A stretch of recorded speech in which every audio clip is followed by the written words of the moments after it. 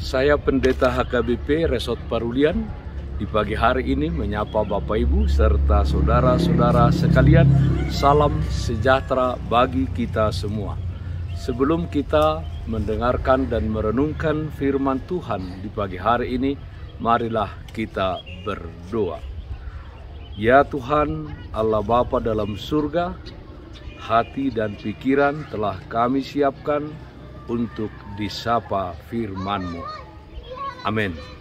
Firman Tuhan yang menjadi sumber kekuatan dan sukacita bagi kita di dalam melaksanakan segala aktivitas kita satu hari ini, Senin 20 Juni 2022. Tertulis dalam 2 Petrus pasal 3 ayat 9, demikian firman Tuhan.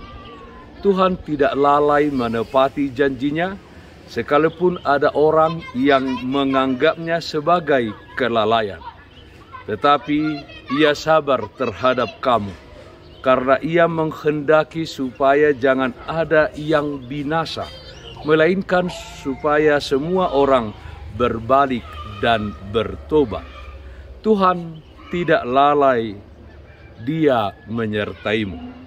Saudaraku yang terkasih dalam Kristus Yesus, ketika seseorang tidak menepati apa yang telah dijanjikannya, tentu kita menganggap dia sebagai pembohong. Paling sedikit kita beranggapan bahwa dia lalai menepati janjinya. Itu janji di mana kita tahu waktu dan tempatnya.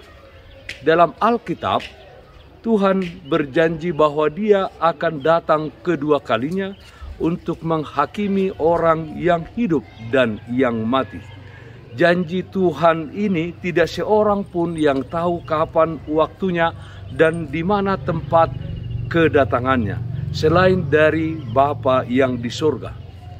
Rasul Petrus mengingatkan bahwa hari Tuhan akan seperti pencuri.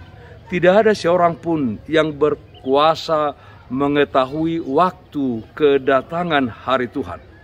Tetapi Rasul Petrus menunjukkan tanda-tandanya, antara lain, langit akan lenyap dengan gemuruh yang dahsyat dan unsur-unsur dunia akan hangus dalam nyala api.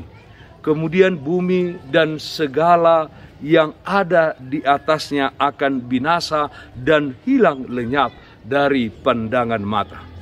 2 Petrus pasal 3 ayat 10 mengatakan, tetapi hari Tuhan akan tiba seperti pencuri. Pada hari itu langit akan lenyap dengan gemuruh yang dahsyat dan unsur-unsur dunia akan hangus dalam nyala api, dan bumi dan segala yang ada di atasnya akan hilang lenyap. Tuhan Yesus dalam Matius 24 ayat 36 juga mengatakan, tetapi tentang hari dan saat itu tidak seorang pun yang tahu, malaikat-malaikat di surga tidak, dan anak pun tidak, hanya Bapa sendiri. Artinya saudara-saudara, jika ada yang mencoba-coba untuk menghitung dan menentukan hari dan saat serta tempat Tuhan datang kedua kalinya, hal itu adalah pekerjaan atau perkara yang sia-sia, perkara yang tidak bermanfaat dan tidak penting. Hal tersebut tidak membangun pertumbuhan iman orang-orang percaya. Yang harus kita lakukan adalah berdoa dan berjaga-jaga terhadap pencobaan-pencobaan si iblis dan kuasa-kuasa dunia ini. Saudaraku yang terkasih dalam Kristus Yesus, orang lain mungkin seringkali melupakan janjinya kepada kita, tetapi tidak demikian dengan Tuhan.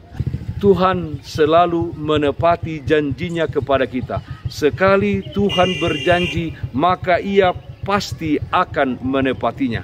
Tuhan tidak lalai atau melupakan janji kedatangannya kedua kali, jika hingga saat ini Dia belum datang. Firman hari ini menjelaskan kepada kita bahwa Tuhan itu memiliki kesabaran. Tuhan tidak menginginkan kebinasaan dari manusia, melainkan Tuhan menginginkan supaya semua orang berbalik dan bertobat, menjadi orang-orang yang percaya kepadanya supaya selamat. Saudaraku yang terkasih dalam Kristus Yesus, marilah kita memakai waktu penantian ini sebagai kesempatan bagi kita untuk melakukan kebaikan, kebenaran, kepedulian, dan kasih kepada sesama. Dalam hal ini, saudara-saudaraku, berdirilah teguh, sebab dalam melakukan kebaikan, kebenaran, kepedulian, dan kasih, kita pasti menghadapi tantangan dan hambatan di tengah-tengah dunia ini. Tetapi bersama Tuhan, kita dapat melewatinya, asalkan tantangan dan hambatan tersebut tidak berasal dari diri kita sendiri, tetapi dari luar diri kita.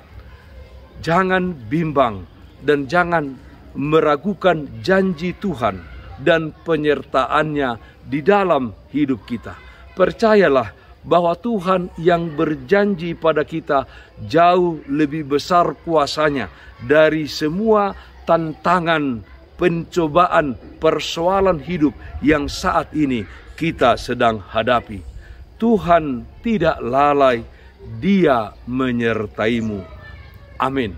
Mari kita nyanyikan Bukende 539 ayat 1. Sai hutagam do Tuhaku, sai hutagam do Tuhaku, sai masihol rohaki, diharoroni Tuhaku, songonani do nai, sai mardongan olop-olop, Horiam managam ho, Maranatha roh Tuhan, amin sai tibu maro. Marilah kita berdoa.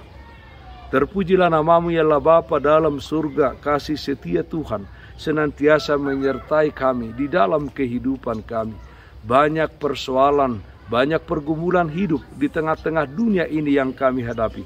Tapi bersama dengan Tuhan, kami dapat melewatinya, bahkan memenangkan setiap pergumulan. Kami dapat bersyukur kepada Tuhan, karena kami yakin dan percaya bahwa Tuhan senantiasa akan memberikan berkat berkelimpahan di dalam kehidupan kami, asal kami tetap setia dan teguh kepada Tuhan.